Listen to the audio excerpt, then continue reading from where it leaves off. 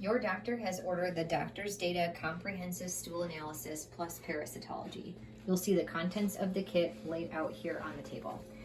When you get home, please first put the Nordic Ice pack into the freezer, face down, kind of flat here, so that it can be fully frozen before we ship this kit out. Really, we just need 24 hours, but if you're able to get this in the freezer and fully frozen, that's great. I'll draw your attention first to the test requisition form. What you'll see here is 2 sections of highlighted areas that we will need some more information from you. This is a kit that's going to be charged directly to you before you leave the office. We don't do any sort of insurance coverage of this kit here. You'll see that there is a date highlighted here listed for the 3rd day. So day 3 is the date that you'll put in this section, as well as your demographic information. This will likely be filled out to completion before we send this kit home with you, but please make sure that your name, mailing address, phone number, everything's all spelled and listed correctly. If the patient is a minor, making sure that all the parent information is listed correctly, and then please sign in date at that bottom X on that 4th box there. 2 weeks before collecting this kit, please be sure not to take any sort of antibiotics or probiotics, as this can falsely interfere with the results of this test. For my females, my menstruating females, it's best to do this when you are not on your menstrual cycle, as blood can be reported as being a positive finding on this, and so it's best to do this when you're not on your menses so that it's not a false elevation of blood. There is a very helpful collection instruction guide here. Please read this through from beginning to end to get more of the verbal information listed, written out here for you to take a peek at before you get this collected. There's also a section here talking about other medications that should be avoided 2 days before, so please be mindful of that. If you are experiencing any sort of anal hemorrhaging or heavy anal bleeding, please contact your provider and let them know of this before collecting this kit, should they want you to wait on that, or just simply make a note that this was occurring at the time of collection. Day number 1, when we do decide to collect this, what you will do is you will gather day number 1 contents, which include 1 glove, a paper towel or absorbent pad there, as well as a black top tube or vial, and 1 of these red and white color paper boats. What you will do on this day is you will defecate into this paper boat, being sure not to contaminate this with any urine or toilet water.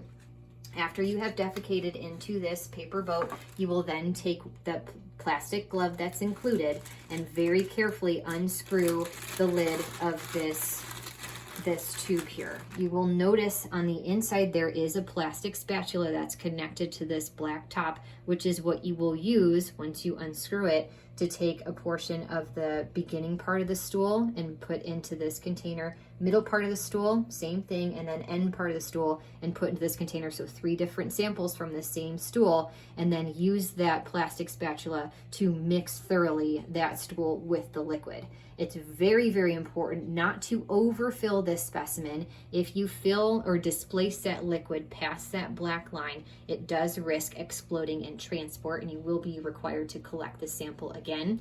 Same's true if you underfill it. It won't explode in transport, but we will have to recollect this because it's important to be accurate with that amount of volume that you include. After those samples have been collected from that single collection of stool, you'll make sure that this is tightly screwed back on. Note the consistency of the stool, where this first is more of a rabbit stool, constipated, more formed, then we start to get more liquid, and then this is fully liquid.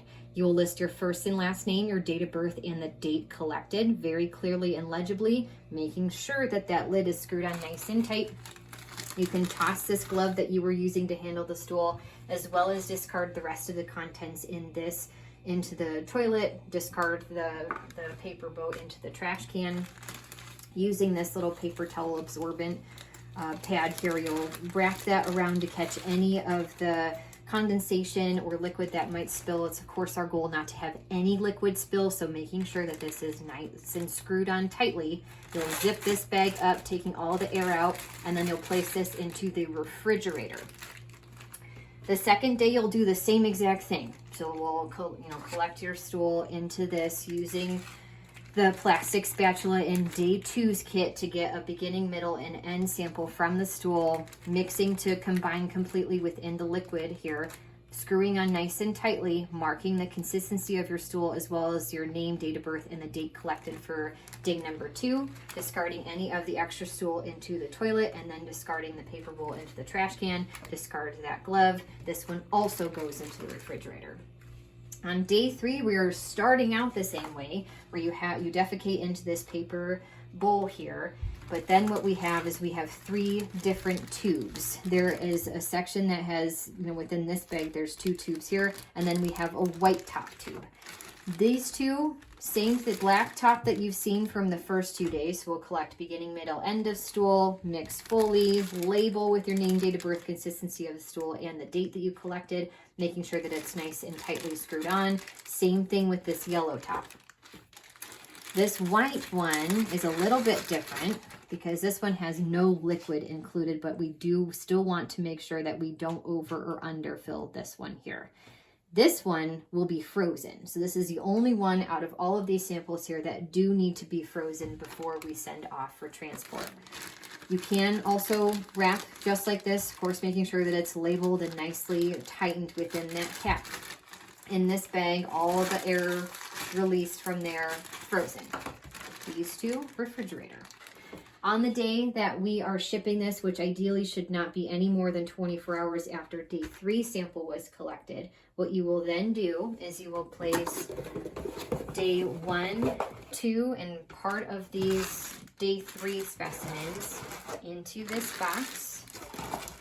The frozen sample, you will take that frozen ice pack from your freezer that you prepared on when you first got home, and you'll set that white tube on top of that so that remains frozen.